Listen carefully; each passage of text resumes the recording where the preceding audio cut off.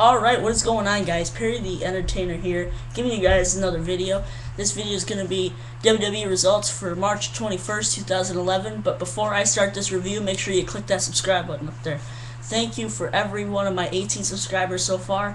Hopefully I get a little bit more by the end of the week, so hopefully whoever's watching this video gets that, as, you know, right there. Also, my shout out of the week tonight goes to a better YouTuber, JDub8907. He's your mighty lucky shout out of the week this week, so congratulations to you. So, let's start this review. Alright, so we began the show with Michael Cole coming out as Jim Ross. I thought that was very comedic. That was actually very funny. It was very good. I know that's what comedic means, but you know, it doesn't really matter. Alright, so basically that was just the beginning of the show. I thought that was very, you know, it was intriguing. This Raw was very intriguing by itself. So we began the show with Triple H coming out. Triple H came out and basically addressed the WWE Universe. He also addressed The Undertaker, saying, basically what he said is, I'm going to beat the streak, and I want to see you next week so I can say it to your face. This was an okay promo. I mean, it could have been a lot better. I mean, especially if Taker was there in person, so he could kind of just come back. And I swear, they should just stop with this patting him on the back, saying, oh, you're the best wrestler on SmackDown, you know, I'm the best wrestler from Raw, so, how about we have a match, you know? Like, you know, there's no one on SmackDown for you to beat, there's no one on Raw for me to beat, you know, let's have each other. And, no. That they need to stop doing that, because now that just basically makes the feud mediocre. Just no. And basically he just said what 15 other guys have said. Well, I don't know if it's 15, you know. If anyone could tell me that, well, what up 18, I'll say that. The other 18 men said was that I'll beat the streak. Basically that's everyone that said, except for Superfly, but that's on a different point. Superfly was the first one, just in case you guys didn't know that. So, we actually began the show with a match with Evan Bourne and Sheamus, I think. I think that was the beginning. If it wasn't, here, let me see something. Yeah, it was.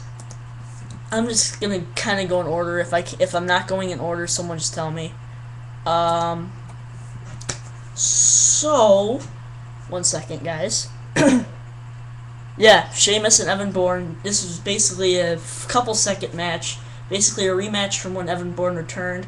Only now Sheamus is on a streak. Sheamus is on, basically Sheamus just kicks him. Sheamus just kills him. Your winner, Sheamus. Basically then he starts talking about, oh, I'm the United States champion. I'm the champion of the United States of America. And, you know, he's saying since he's Irish and stuff, he's going to start bashing the U.S. And Daniel Bryan comes out. Daniel Bryan walks out to the arena.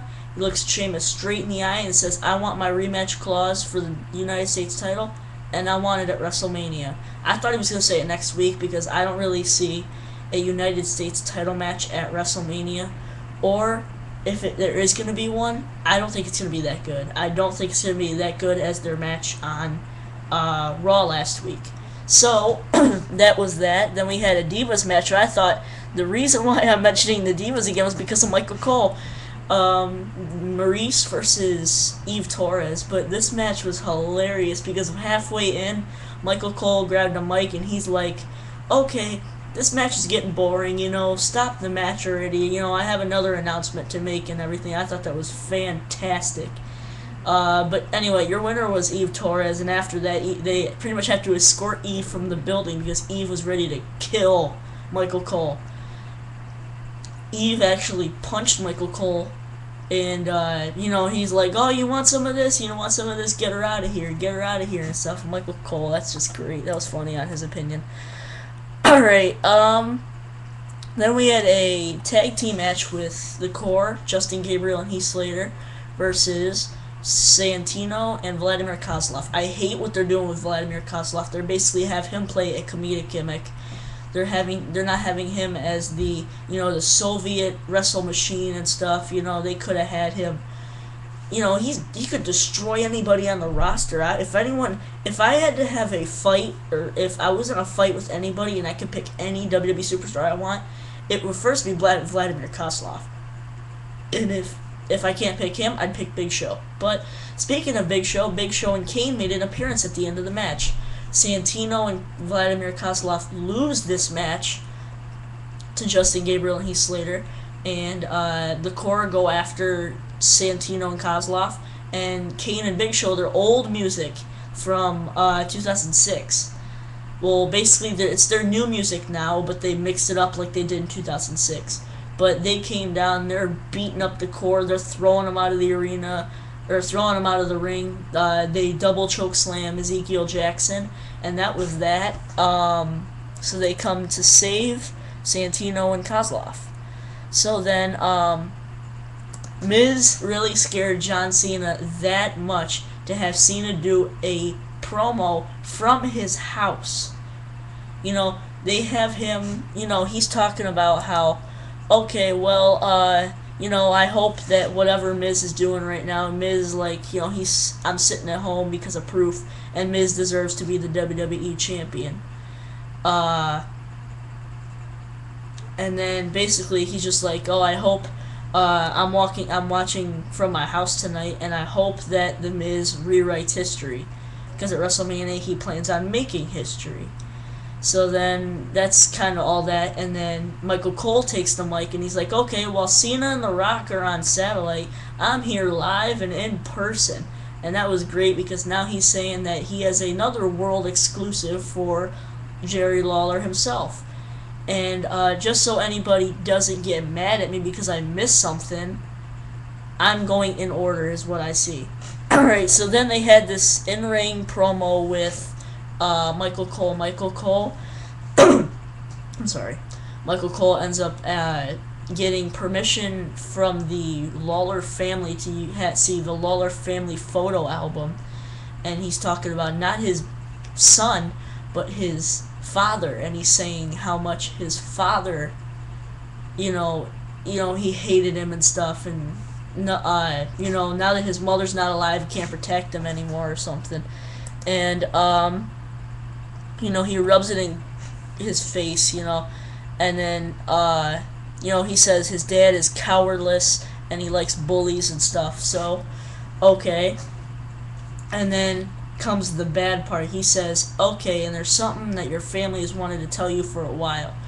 Your father, your mother, your son, is that you're all losers. You guys are all losers. And right after he said that, Lawler slammed his headset down. He went towards the ring only to have Jack Swagger beat him up. And by beat him up, I mean basically beat him up for a little bit and then have Jerry Lawler actually attacking Jack Swagger, throwing him out of the way. Lawler gets in the ring to attack Cole. Cole gets out of the ring. Lawler goes up to having a cat and mouse chase around the ring until Jack Swagger gets up and clotheslines Jerry Lawler, and then they both put the ankle lock on and put the Cole lock. I don't know if that's what it is, the Cole lock, but so yeah, that was that. Then they promoted this mystery thing, which I thought was kind of funny. Then we had Dolph Ziggler and John Morrison. I wasn't really paying attention to this match. I wasn't paying attention to the next matches, but I saw Vicky Guerrero pinning John Morrison. That's all I really saw. I wasn't really paying attention. So then we get to actually one of my favorite parts of the event was the in-ring promo from all the not all legends, but most of the legends, Hall of Famers, current WWE superstars about the Undertaker Triple H match. And I'm thinking, okay, well, maybe this is trying to make this match a little bit more historic than it was last year. We had Shawn Michaels and Shawn Michaels and The Undertaker too. But now there was even more of a tightrope thing going down. Basically, if Shawn Michaels didn't win, he would retire. And, we didn't have that last year. We didn't have current WWE superstars saying, okay, well, this is going to be the match of the century and stuff. and now we're getting people saying this is going to be the best, or this is going to be a match of the century. So I don't know why they're plugging it now. If anyone knows, please comment. By the way, comment down below if you're not pretty much tuned out already, because I'm just still talking and talking and talking. Then we go to Rey Mysterio and Randy Orton, which was the actual main event for tonight. It was supposed to be a WrestleMania Rewind match. We have another one on SmackDown, which I hopefully will, not even hopefully, I will cover. I kind of want to get more information to you guys, but I also want some questions. Please feel free for my Q&A. Only need 3 more questions for my Q&A video down below. Alright, so basically this match actually was pretty good. I'm not really a fan of Rey Mysterio, but, you know, this match was actually pretty good. But then came the best part of the night. Well, actually, I think my favorite part of the night was CM Punk, what CM Punk did in the Titantron. Basically, he's saying, okay, well, you know, Randy, you're out there, and I'm by your bus, which is a tour bus. What? You're really telling me that he used a bus to get from St. Louis, Missouri to Pittsburgh, Pennsylvania. Whatever. But basically he's saying, you know, I can't wait to meet your wife. And he starts walking up to the bus. Orton runs out there, you know, he's running. He gets to the bus, and then CM Punk comes out of nowhere with a little monkey wrench, smacks Orton right in the back of the leg, and then kicks his head into the ground while his wife watches. This was perfect for this feud. This needs more of that. It really does. We need more of CM Punk getting the edge. We can't keep seeing Randy Orton getting the edge every week, because this makes that feud way more easier to predict. WWE wants to be less predictable than they ever were. Alright, so then we got to rewriting Mystery. This was fantastic promo from The Miz. This was fantastic. Basically, he's saying, you know, I imitated The Rock last week. Thank you guys for, you know, telling me I did awesome with that. And that was just great how he did that. And then basically he's like, okay, you know, I did it for one reason and stuff, and okay, blah blah blah blah blah. Then we got to the actual ceremony, which was fantastic. There was a little box on a pillar. There was a little box covered in a sheet, and it's like, okay, well, he basically took, okay, you know the WWE logo on the microphone.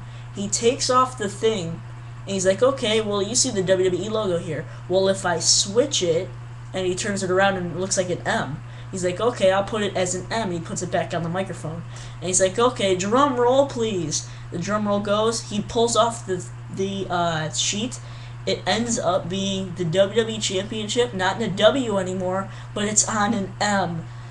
This was great. This was fantastic, in my opinion. But then, you know, he's wearing it, and he's like, because I'm The Miz, and I'm awesome. And, you know, he says that. Then on the Titantron, we see John Cena clap, and John Cena's like, ah ha ha, you know, that was great, you know, you changed my title to an M. He's like, oh, well, I got one thing to tell you, and these workers from the back are pulling the walls, and he's like, oh, well, guess what, I'm live from the arena. So, you know, he starts walking down to the ring, basically gets to the ring, beats up Miz and Alex Riley. If I didn't tell you, Alex Riley was out there already. He'd beaten him up, he's beaten him senseless, and Miz runs out like a coward, and he puts Alex Riley in the STF 3 times. That was fantastic. Finally gives Cena the edge, because now this makes it unpredictable. And now that ends this week's review. MVP for tonight. I hope this is what you guys have stayed tuned for. MVP of tonight was Michael Cole. I will tell you that right now. Michael Cole was the MVP for tonight. I don't know. Give me your comments down below. I'm kind of reaching my limit here. I never make 14-minute videos. But overall show gets 7.5 out of 10. So, that is your Raw review for March 21st, 2011. Be sure to tune in to WrestleMania, and peace out.